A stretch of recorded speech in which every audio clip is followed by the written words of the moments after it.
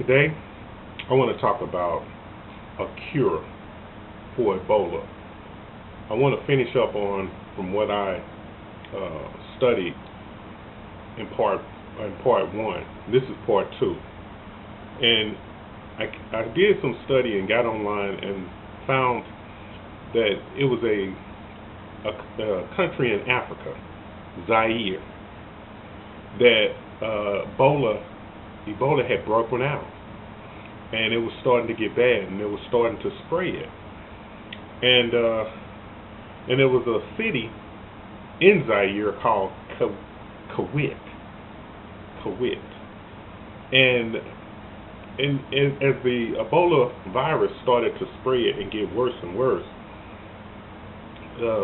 the international community, the doctors, came into Kwit, Zaire, to help them fight the Ebola. They did charts, they tracked it, they went by to the villages and saw the people, and to analyze it. They caught bats, and they did experiments with the bats, taking the blood, and none of the bats and none of that was the source of the Ebola virus. None of the bats, so the people didn't get it from the bats or eating bats. So that they proved, and this was in 1996. Okay, so what had happened is one of the doctors of Zaire, one of the doctors, I think it was three doctors, Dr. Dona, Mupapa, and Dr. Mungala, Kipasa. I guess that's right. I hope that's close.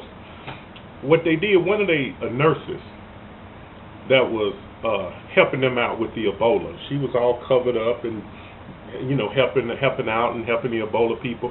She ended up getting it, and they said that was kind of like a blow to Zaire doctors.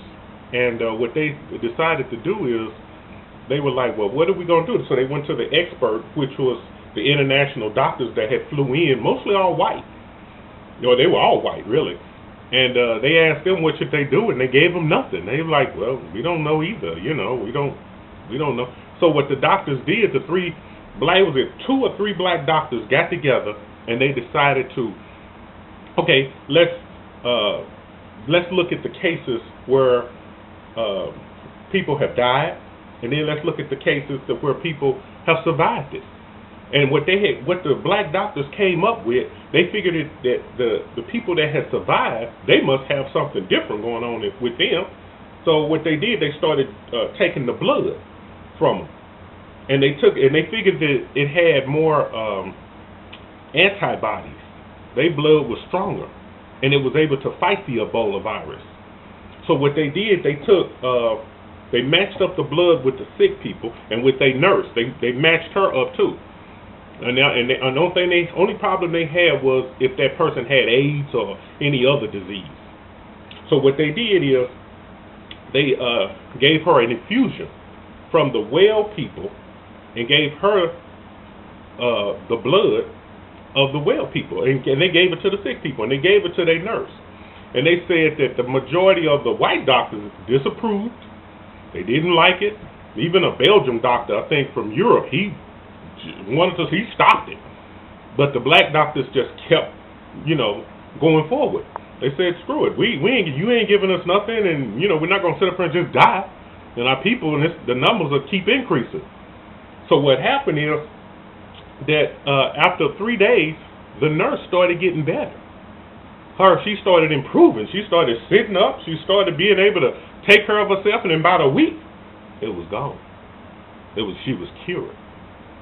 Okay, so that let me know that what these guys did had a great impact. I mean, it was a powerful thing that they did, and then they did an experiment with 7 out of 8 other people with the Ebola, and 7 of them were healed, and 1 of them didn't make it.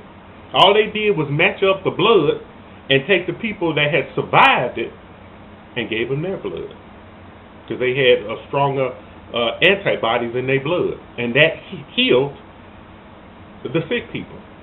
Okay, so and then, CDC was there. A lot of European doctors were there. So they saying that they don't have an idea or no clue about the vaccine or nothing like that. I don't know. Either something ain't working right or something, because they took information. They took very good notes, so they should know this. Anyway, I don't know. You have to figure that one out for yourself. But yeah. So I'm looking at the doctors now. They sent 4,000 soldiers over to Liberia to try to help build facilities and stuff like that. But that to me says if this stuff is that bad, if it's airborne, this could be really bad, because those people are going to come back into the United States. And it's already a person here that they said down in Texas that he came from Liberia and came into the country with it. But I think we should use those people as an example, because if they was able to heal themselves and stop that virus, and people, they just shut it down. There was no more disease. I think we should be noticing what they did and follow what they did, because this thing could really get out of control. This could spread all over the world. I mean, those guys, we can't be so proud to think that we got all the answers over here in America because we got new this or new that, or our buildings are better, and those, you look over in Africa, it look like mud huts and stuff. That don't mean nothing.